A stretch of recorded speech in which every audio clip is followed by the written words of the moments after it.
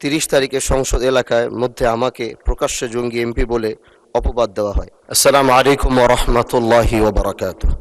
আমি অতটা নোটিশ দিয়েছি আমার বিশেষ অধিকার প্রশ্নে বিবরণ। বাংলাদেশ জাতীয় সংসদের অন্তরে সংসদ সদস্য হিসাবে আমি জাতীয় জানমাল ও সম্মান মর্যাদা রক্ষা করা বাংলাদেশ জাতীয় সংসদের দায়িত্ব এবং আমার বিশেষ অধিকার বলে আমি মনে করি। বিধায় বিগত 30 তারিখে সংসদ এলাকায় মধ্যে আমাকে প্রকাশ্যে জঙ্গি এমপি বলে অপবাদ দেওয়া হয়, যাহা বিভিন্ন সামাজিক যোগাযোগ মাধ্যমে ছড়িয়ে পড়ে। এতে করে আমি সামাজিকভাবে ভীষণ হ্যায় প্রতিপন্ন হচ্ছি। গর্বিত কাজ সংসদে অন্তরে হওয়াকে আমি সংসদে আমার বিশেষ অধিকার ক্ষুণ্ণ হয়েছে বলে মনে করছি।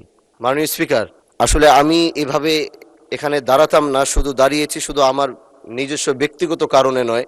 আমি চাই যে শব্দটি আমার জন্য ব্যবহার করা হয়েছিল এটি একটি ফ্যাসিস্ট ওয়ার্ড।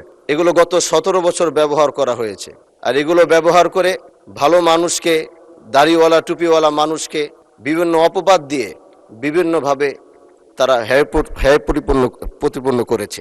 এজন্য আমি আপনার মাধ্যমে শুধু আমি বিরোধী দল দেখে নয়, এখানে সরকারি দল বিরোধী দল উভয় এমপি মন্ত্রীরা যারা রয়েছেন, আমি চাই আপনার মাধ্যমে প্রত্যেকেই যেন তার সম্মান নিয়ে যেন থাকতে পারে, কারো যেন সম্মান আগামীতে কেউ যেন ক্ষুণ্ণ করতে না পারে।